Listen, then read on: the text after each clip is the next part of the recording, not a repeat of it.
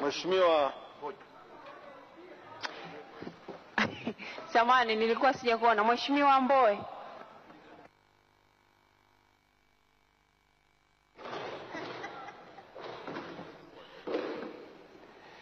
Mheshimiwa Lima, na wewe unatulia kidogo tafadhali. Mheshimiwa Naibu Spika, nakushukuru kuniona, lakini nilisikitika kwamba unadai hujaniona, lakini nakushukuru umeniona hatimaye.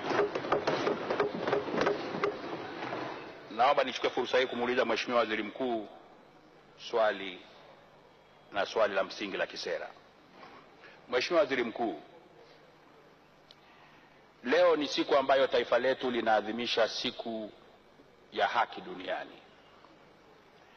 Tunapoadhimisha siku hii ya haki duniani, ambayo nina hakika leo spika wetu yuko Dar es Salaam kwa ajili ya jukumu hilo, akiungana na viongozi wengine wa kitaifa akiwemo Mheshimiwa Rais na Jaji Mkuu, ni miezi mitatu kamili tangu Mheshimiwa Godbless Lema, mbunge wa Arusha, akamatwe nje ya geti ya Bunge na kupelekwa kizuizini kushtakiwa kwa kesi inayoitwa ya uchochezi ambayo ina dhamana, lakini miezi mitatu leo hajaweza kupata dhamana. Wakati huo huo, Mheshimiwa Waziri Mkuu,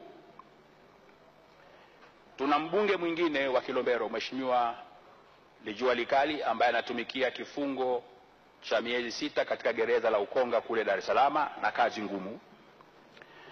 Wakati huo huo, tuna zaidi ya madiwani 6 wa chama cha Chadema ambao wamefungwa kwa makosa yenye misingi ya kisiasa. Tuna viongozi kama mwenyekiti wa chama wa mkoa wa Lindi aliyefungwa miezi 8 kwa kufanya kazi yake ya kisiasa.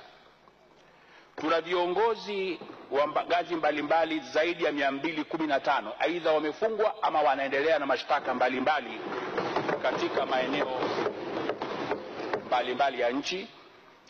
Tunaona namna serikali inavyotumia mawakala na vibaraka wake kukigawa na kukidhoofisha chama cha wananchi CUF, ikiwemo kumtumia msajili wa vyama vya siasa kudhoofisha upinzani. Je, Mheshimiwa Waziri Mkuu, Madam Rais alishatangaza kwamba kusudio lake ni kufuta vyama vya upinzani kabla ya mwaka 2020. Haya yanayoendelea katika awamu ya 5, ambacho ni kinyume na utamaduni na mazoea yetu kama taifa, ni sera au utekelezaji wa sera hiyo ya kuua upinzani, na ni sera chini ya serikali yako na Mheshimiwa Magufuli.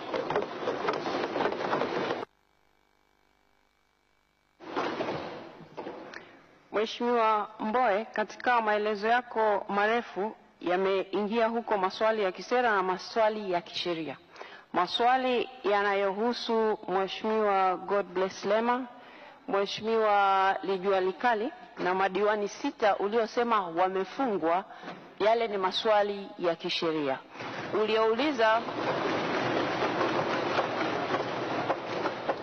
Maswali uliouliza ya jumla kuhusu leo kuwa siku ya haki duniani ambayo ni siku ya sheria duniani, hayo Mheshimiwa Waziri Mkuu anaweza kuyajibu. Mheshimiwa Waziri Mkuu.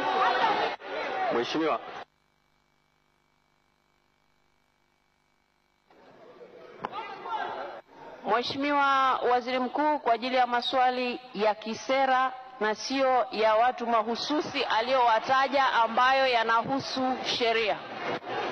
Naomba Mheshimiwa Naibu Spika, naomba kufafanua maswali yako. Mheshimiwa Mbowe, nimeshamuita Mheshimiwa Waziri Mkuu kwa ajili ya majibu. Naomba ukae tafadhali. Nimeshamuita Waziri Mkuu. Mheshimiwa Waziri Mkuu.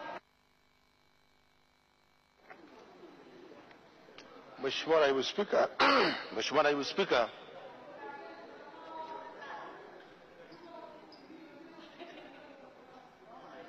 kwanza nataka nikanushe kwamba Mheshimiwa Rais hajawahi kutangaza kuvifuta vyama vya upinzani. Mheshimiwa Halima Mdee, naomba uzime mic yako.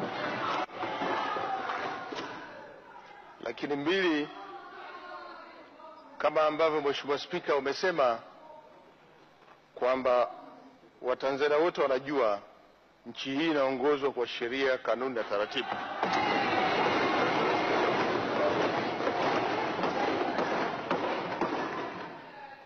Lakini mbili, tunajua katika kuendesha nchi tunaendesha kwa mihimili mitatu. Iko serikali, mahakama na bunge. Hakuna muhimili unaweza kuingilia muhimili mwingine.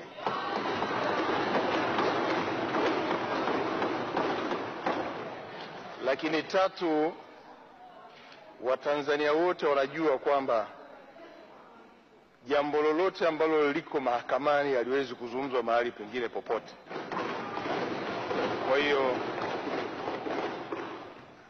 siwezi kutumia nafasi hii kuzungumzia mambo yote yaliyoendelea chini ya sheria na yaliyoko mahakamani. Asante sana. Mheshimiwa Mbowe, swali la nyongeza. Mheshimiwa Waziri Mkuu, kauli kwamba rais ameshawahi kutamka kwamba anakusudia kuhakikisha by 2020 hakuna upinzani ni kauli iliyotolewa na rais.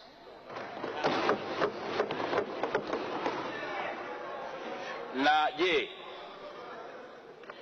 na kwa sababu ni kauli iliyotolewa na rais, na kwa sababu rais huyu ambayo Mheshimiwa Waziri Mkuu umekiri katika majibu yako hapa kwamba nchi yetu inaendeshwa kwa sheria na katiba, ameonekana mtu wa kuvunja katiba mara kwa mara,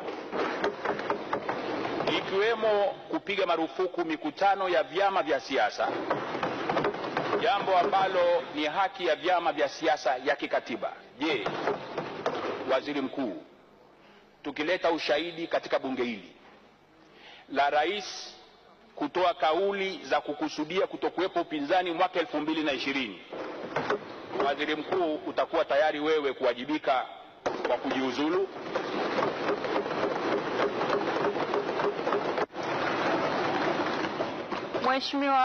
Mheshimiwa Mbowe, maelezo uliyoyatoa. Waheshimiwa wabunge, naomba tusikilizane. Waheshimiwa wabunge, naomba tusikilizane kama ambavyo mnamsikiliza kiongozi wenu akiwa anazungumza. Naomba tusikilizane.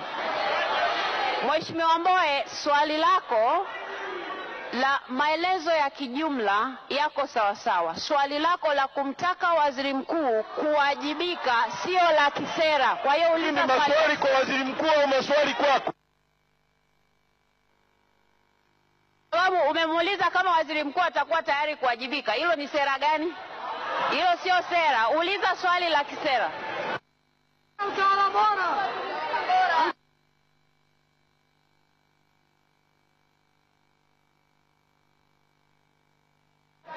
Mheshimiwa Mbowe, naomba ulize swali la kisera kwenye hayo maelezo uliyoyatoa. Mheshimiwa Waziri Mkuu, na labda niliaddress swali hili zaidi kwa Mheshimiwa Naibu Spika. Swali langu lilikuwa ni follow up question, na follow up question yoyote inatokana na majibu ya msingi yaliyotolewa.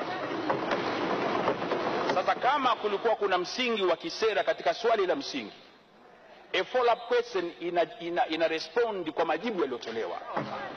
Kwa hiyo mimi naomba Waziri Mkuu ambaye amesema kwamba rais hajawahi kutamka kokote wala kusema kokote anakusudia kuua upinzani, tumletee ushahidi na tulete ushahidi ndani ya bunge hili, na kama ushahidi huo ukidhihirika kwamba ni kweli rais ametenda na amezungumza maneno hayo, basi kwa sababu kuzungumza uongo ama kauli zisizokuwa za kweli ni katazo la kikanuni la bunge, Waziri Mkuu achukue nafasi yake ya kuwajibika. Asante Mheshimiwa Mbowe. Waheshimiwa wabunge, lazima tufuate utaratibu tuliojiwekea wenyewe, na utaratibu tuliojiwekea, swala la waziri mkuu kujiuzuru liko kikatiba, sio swali la sera. Kwa hivyo tutaendelea. Mheshimiwa Suleiman Ahmed Sadik.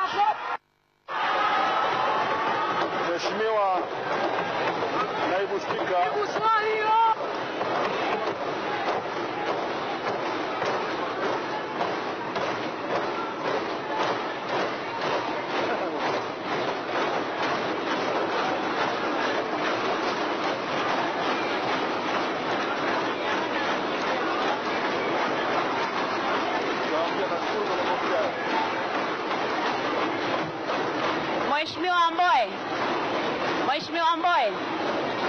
Mheshimiwa Mbowe, naomba uwaambie watu wako watulie. Naomba uwaambie watu wako watulie. Kuna watu Mbowe ndani ya bunge.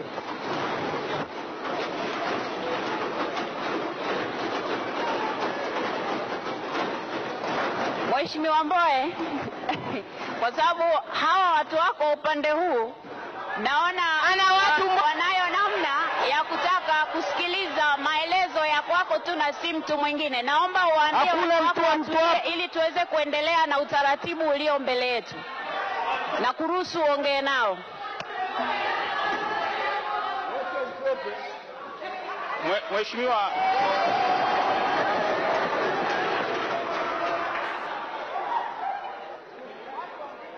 Mheshimiwa Naibu Spika, inawezekana kauli tunazozizungumza sisi na inawezekana maumivu yanayopatikana upande huu huyaelewi. Kwa hiyo tunapoomba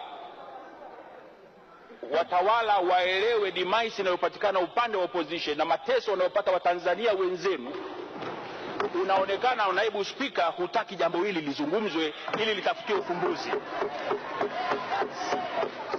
Sasa watu hawa ambao aidha ni wafungwa watarajiwa ama tayari ni wafungwa wazoefu, na wengine walioko nje ambao wanateswa kutokana na utawala wa serikali ya tano kutaka kuua demokrasia katika taifa hili, ninyi kama bunge upande wa wenzetu wa pili katika bunge hamulioni hili kama tatizo, na tunapotoa kauli za kuomba remedy hamuzioni. Ni kwamba ninyi mnabariki jambo hili. Nachoomba mimi Mheshimiwa Waziri Mkuu ambaye namheshimu sana, atoe kauli ya serikali. Kama sio sera, basi atusaidie kwamba tunatokaje hapa ili turejeshe nchi hii katika misingi ya demokrasia ambayo imeheshimika kwa miaka mingi ilijenga taifa hili. Naona umesaidia kwa sababu walitulia kukusikiliza. Waheshimiwa wabunge, tunaendelea. Mheshimiwa Sadik.